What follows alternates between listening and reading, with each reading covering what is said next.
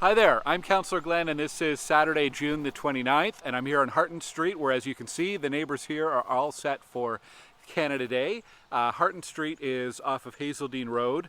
It's a block west of Johnwoods, so runs kind of parallel to Johnwoods, and I'm at Hartin and Larica Court. Lots going on for Canada Day, so that's what I wanted to start with this morning. So Canada Day events in Stittsville. It starts at 9 a.m.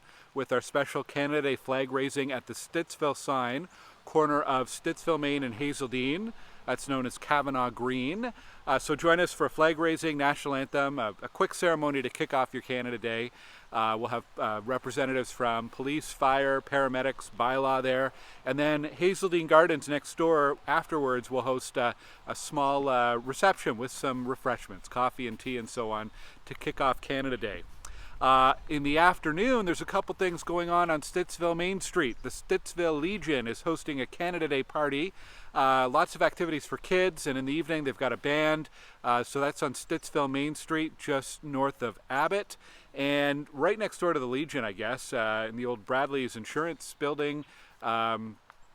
What is that now? Anyways, it's still an insurance building.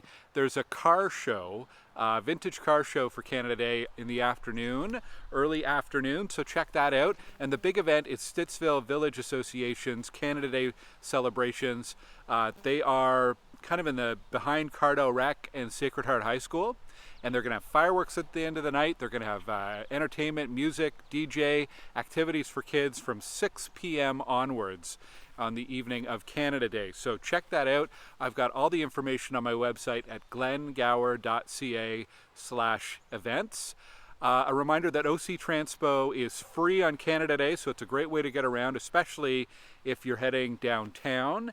And the OC Transpo summer schedule actually starts tomorrow on Sunday. So just check that out. There may be some small adjustments to your trips. They've made some adjustments for summer construction, things like that. I should also mention fireworks safety. Please be safe with fireworks. I have some information on my website. If you go to glengower.ca, you will see the official city rules around fireworks. You are not allowed to set them off in city parks. You are not allowed to set them off in school yards, school fields. You are not allowed to set them out in city streets, like on a cul-de-sac. There are really not many places where you can set off fireworks in an urban area like Ottawa. So please just avoid doing it. Go check out the fireworks show at the SVA event. It'll be big and it'll be a lot of fun, and leave the fireworks for some other time. But above all, be safe. Other events this weekend. This morning, 9 a.m. is the weekly park run. They are having so much success with that. So many people coming out from that from week to week, and including a lot of new runners. So check out, I think it's Trans-Canada Trail or Stittsville Trail Park Run. You'll be able to find that. And tomorrow, the weekly Sunday market at the barn at Abbott and Stittsville, Maine. They're doing a strawberry social theme because they kind of got washed out last weekend. So check that out every Sunday at the barn. And congratulations to organizers of the Porch Festival that happened on Thursday. It's just great to have so many people out enjoying music in Stittsville. And congrats to Marcio Forte and who organized Brazilian Vibes last Sunday at Main Street Pub. What a great party. Brazilian music, Brazilian food, and I hear he's going to be doing more of those. So we're really looking forward to that. Great job. Okay, some city updates and so on. A little reminder about Trees in Trust. This is a program where you can request a tree for your front yard. They are accepting applications till July 1st to be eligible for tree planting in the fall. So July 1st, you can call 311 or go to ottawa.ca and just search for Trees in Trust, and you'll find all the information there. It's a great program. If you send in your requests after July 1st, it'll be next spring. This week at Transportation Committee, I was glad my colleagues supported a report that I put forward to lower some of the speeds in the Fernbank Crossing, Blackstone, and Abbottsville Crossing neighborhood to 40 kilometers an hour. You may or may not be aware that Cope and Abbott and Rouncy and Cranesville in that neighborhood, they're 50 kilometers an hour.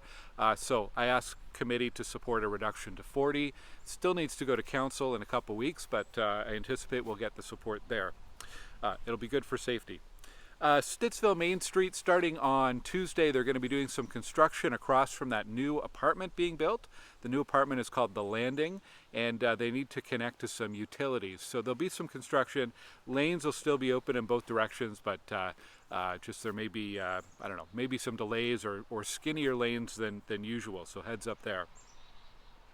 Good to see Forest Creek Park. The pathway is finished and it's reopened. A great shortcut for pedestrians and cyclists over in Forest Creek. Wanted to tell you about some other things happening in the coming months to improve connections for cyclists and pedestrians.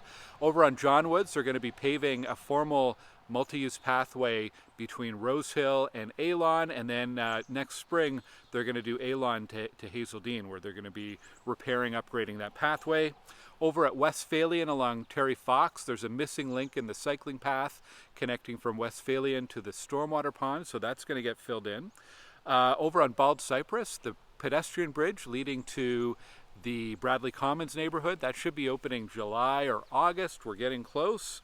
And the pedestrian crossing, known as a PXO, at Abbott and Tall Tree is supposed to be installed in July. So I know these are little projects, but they're really important connections to help make it easier and safer and more accessible for pedestrians and cyclists. And I know there's many, many other locations across Stittsville, and we're trying to plug away, get budget and funding, and get them on the construction list, and keep working at those as we go.